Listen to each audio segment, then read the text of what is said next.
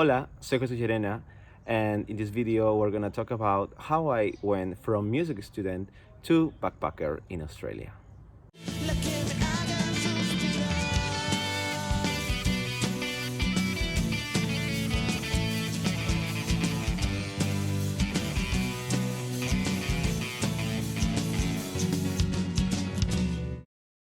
And now I'm gonna do a disclaimer in Spanish. Haré este video en inglés por dos motivos. El primero es porque gran parte de la gente que me ve está en países donde se habla inglés, por ejemplo Australia, y también en países donde se hablan otros idiomas, donde el inglés es el idioma más fácil para poder comunicarse entre personas que hablan diferentes idiomas. Y el segundo es porque de paso practicamos inglés juntos, yo hablándolo y tú escuchándolo, y si le das clic al botón de subtítulos de acá abajo vas a poder ver toda una transcripción de lo que estoy diciendo en la pantalla en esta parte de acá. Así es, así que si lo necesitas, dale clic ahí. So, this is a video that is a little bit hard for me to do because I have been planning to do this a long time ago, but due to things like procrastination, I haven't done it. But now I think that it's time to do it. Finally, it's time to do it. So before to start, I have to say that everything that I'm gonna share in this video is based in my own experience as a work and holiday visa maker in Australia. So everything started in the year 2018, in which I was thinking in coming to Australia because there was a new visa applied now for Peru, which is called the work and holiday visa, which is a visa that allows you to go to a country and then work and have holidays at the same time for a year sometimes, and then you can go back to your country, or there are some cases in which you can apply for another second work and holiday visa or a third work and holiday visa, but you have to meet some criteria in order to do that. And basically this visa was not so old for Peruvian people. I know that it was available for people from Argentina, for Chilean people as well, and Ecuador maybe, I'm not sure about that. For Peru it was super new in 2018. So I remember a lot my auntie tagging me in one of the Facebook posts in which they said, new visa for Peruvians that can go to Australia. And after a long process of thinking about that, I decided to come. So it was not so easy as that, because I had to take some exams, to pass some tests, to do a lot of paperwork. And finally, in 2019, I got my work and holiday visa. So I traveled to Australia in December of the same year, and that's how it all started.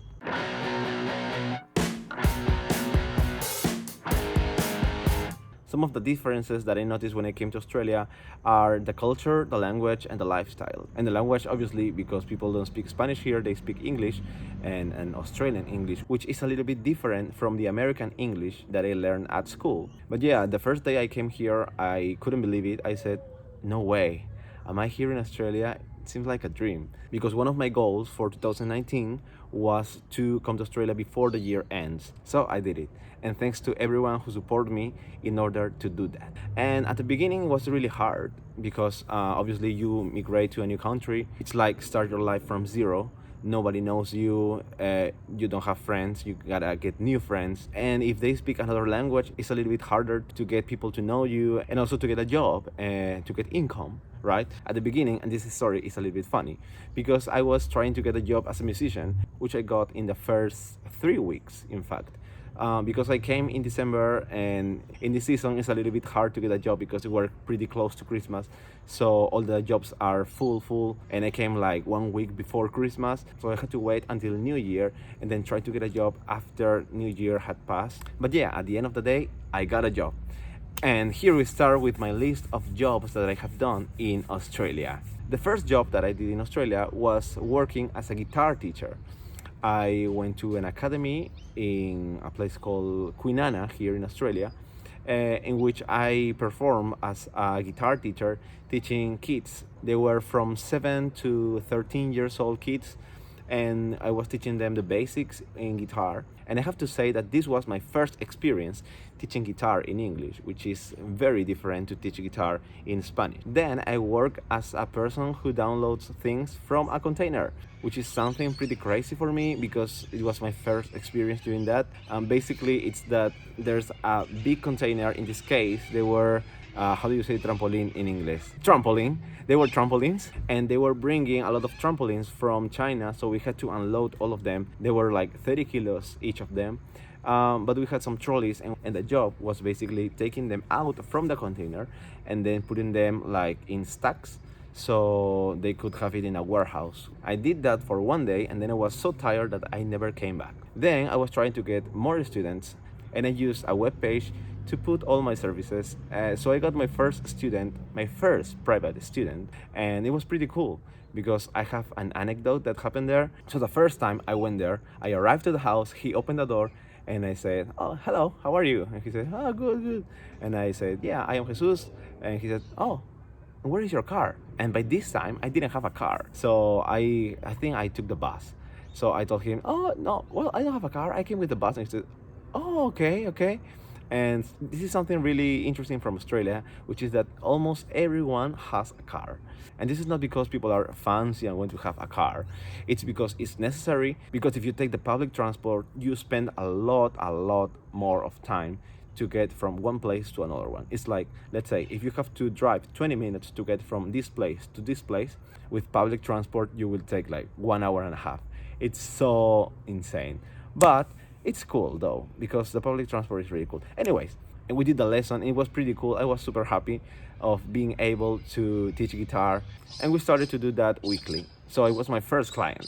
Then I got another job as carpet cleaner, which in Spanish is called limpiador de alfombras. Because in Australia, it's pretty common to have a lot of carpets in the house. Usually they are in the rooms and also sometimes in the living rooms. So the story with this job is pretty funny because I had already applied to I'm not gonna lie, like 200 jobs, and without luck.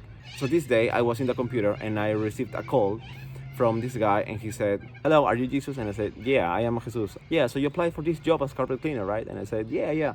He said, "Oh, okay, okay. Yeah, so I would like to see if you're still interested in the job." And I said, "Yeah, sure." And he said, "Okay, do you have availability right now?" And it was like 12 in the midday. And I said, "Yeah, yeah, I could do it like around 3, 4 p.m. And he said, "Oh, okay, okay, but I need you for right now, for now." And I said, "Oh, okay, okay." And I thought, and I said, "Okay, I'll take it." And he said, "Okay, yeah, I can do it now." And he said, "Okay, send me your address by text and I will be there in 20 minutes. And I said, "Okay." And that was it. And then I said, "This is gonna be interesting." So in this job, what I had to do is to drive a van, a car, to different places depending on which ones were the customers, and basically clean the carpets, and that's it. Which at the beginning I thought, oh, okay, it's gonna be super easy. You do, and that's it. But it's not that easy like that, because there are different kind of carpets, different situations. Some people, they just call for a regular cleaning, or some of them, they have some stains in the carpet and they haven't done a treatment or a cleaning in a lot of months, and they say, "Can you assure me that this is gonna come off?" And for me, it was a little bit hard to talk to the customers and tell them, "Look, we cannot guarantee that this is gonna come off because you haven't done the proper cleaning in the right time." But well, I got this job because this guy who was the owner, he was going to travel to another place to work, and then he was looking for someone to take his place on the next day. So I remember that it was a Tuesday, and he was traveling on Wednesday in the early morning, and he needed someone to replace him since Wednesday. So I was trained for like, I would say 5 hours, and then I started working the next day. It was so quick, it was so fast. I learned a lot from there. There were some things that I didn't like, obviously, as most of these jobs, but I'm really happy that I took this job because I learned a lot, not only about carpets, but also how to deal with customers, how to understand different accents from people. Because in this job, I was able to talk with people from Scotland, from Ireland, from China, Japan, India, Spain, France, a lot of countries. So I could notice the difference between their accents when they speak English, and it was so cool. I really like accents. Anyways, so at some point I had to quit this job, and they said, "Well, thank you very much for everything, for all your work here. See you soon, bye bye." And it was so cool. After this, I went to a concert of these guys called the Baden Street Singers, which is a choir that I'm singing with now. And I saw them live. It was so cool because I did my research previously, because I was looking for a choir to join. So I joined this other choir. We were singing together, but this is something called a community choir, which in Spanish would be, it's not coro comunal, it's, I forgot the name, but it's like a choir. In Spanish would be coro de aficionados. And I was looking for another kind of choir, like a choir that goes to competition, a choir that make performances regularly. So I did my research and I found the Baden Street Singers, and I started watching their videos online. They were pretty cool. I love them. And then I said, oh, well, okay, I will go to see them performing live. and they had a concert like in 2 weeks. So the day of the concert, I went there, and as I have said in the video of Underneath the Stars #2, I told them that I wanted to join them, and the rest is in that video. So if you want to know what happened and you haven't watched that video, I'm gonna leave a link in here so you can go to see that. But yeah, it was an experience that blew my mind. And yeah, that happened in April of 2020, and by this time the lockdown started in Perth, so I couldn't participate in this choir and I couldn't audition. So in August of 2020, I joined this choir, the Bain Street Singers, and we started singing together. And then I got my other job, so I work as a support worker, which is something that in Peru, I don't know how it's called. Es la persona que trabaja con personas con discapacidad. Anyways, so I started working as a support worker with a person who had intellectual disability, and I was there for 2 months. It was a really fulfilling experience. I learned a lot of this field that I had never done in my life. And this job is really cool because you have to work with this person who has disability, and you have to guide him or her to do all the daily tasks. So there is a morning routine that you have to do. There are some things that you have to do in the day. For example, if this person likes to go and watch a movie, you go and watch a movie with this person. If this person likes to go to bowling, you go to bowling with this person and go with this person to everywhere. So I learned a lot of how to understand people with disabilities. It's a really huge world, and I think it's very important to learn about this at least a little bit in your life, so you can know how to talk with people with disabilities. But yeah, and after 2 months I had to quit. And then if you want to know what happened next, you gotta wait for the second video, because this is gonna be a 2-part video, and in the next part we're gonna talk about what happened after I quit it, because now this happened until the late 2020, and after that I had to take the most important decision in my life. But that's gonna be for the part #2. Anyway, thank you very much for staying until this part of the vlog. I'm really happy that you could make it until here, and I really appreciate that. I really appreciate as well that the sunlight is still in here. I would like to show you a little bit of how is the landscape in here. So this is the backyard of the house where I'm living now. I don't know if you can see things. Oh yeah, there you go. Well, thank you very much for staying until this part of the video. If you like it, don't forget to subscribe to my channel and also give a thumbs up. And the last thing you gotta do is comment which one was your favorite part of the video here below in the comment box. You can do it either in English or in Spanish, because I can read both. So that's all for today, and I will see you in part #2. See you there. Bye bye.